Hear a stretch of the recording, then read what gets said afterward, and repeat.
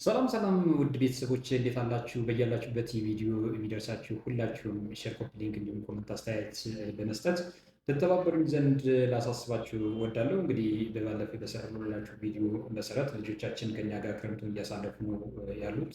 ይህን ክረምት በሚያሳልፉበት ጊዜ ልጆች ምን ማድረግ አለባቸው፣ እንዲሁም ወላጆች ደግሞ እንዴት መደገፍ አለባቸው፣ እንዴት መንከባከብ አለባቸው፣ እንዴት መከታተል አለባቸው፣ እንዲሁም እንዴት መቆጣጠር አለባቸው የሚለውን ደግሞ ዛሬ ላካፍላችሁ ፈለጉ። ልጆች ምናልባት ያው 10 ወራት ያክል በትምህርት ቤት ነው እያሳለፉ ብዙውን ጊዜ ያሳለፉት ትምህርት ቤት ነው። ከጓደኞቻቸው ጋር ብዙ ከመምህራኖቻቸው ጋር ከጓደኞቻቸው ጋር ከትምህርት ቤቱ ማህበረሰብ ጋር ያሳለፉት ጊዜ ከኛ ከወላጆች ጋር ካሳለፉት ጊዜ በጣም የበለጠ ነው። ስለዚህ አሁን ወደ ቤት የሚመለሱበት ጊዜ ወደ ቤት የሚመጡበት ጊዜ መጨረሻ ፈተናቸውን የሚያጠናቅቁትና ወደ ቤት የሚመለሱበት ጊዜ ስለሆነ ልጆች በዚህ ክረምት ምን መስራት አለባቸው የሚለውን እናንተ ወላጆች በደንብ ፕሪንሲፕል ማዘጋጀት አለባቸው።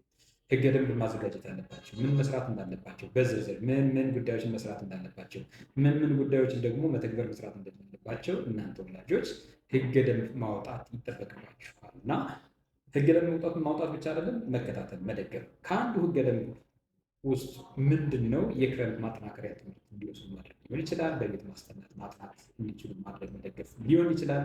ሌላው ፕሪንሲፕል ደግሞ ከወላጆች ፍቃድና ከወላጆች ፍላጎት ውጭ ወደ ሌላ ቦታ መንቀሳቀስ እንደሌለባቸው ማስቀመጥ ሊሆን ይችላል። ይሄ መዘዙ ትልቅ ስለሆነ ማለት ነው። ምክንያቱም ክረምት ነው።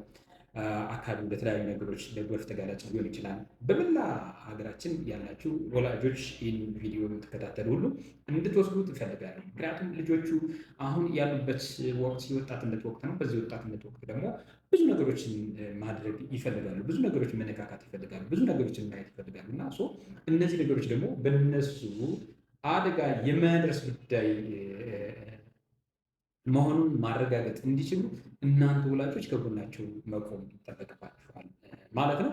ስለዚህ ይሄን መስራት ማድረግ ይጠበቅባችኋል። ወይም ደግሞ ይሄን እናንተ እንድታደርጉ የተሰጣችሁ መብት ነው። ይሄን ደግሞ እናንተ ማድረግ የሌለባችሁ ምናልባት በጋራ አብረው ከወላጆች ጋር ከአሳዳጊዎቻቸው ጋር ወይም ደግሞ ከሙዚቆቻቸው ጋር ማድረግ የሚጠበቅባቸው መሆኑን ህገ ደንብ ማዘጋጀት ይጠበቃል ማለት ነው። ስፔሻሊ ልጆቻችን ካደራም ጭምር የምነግራችሁ ነገር ምንድን ነው?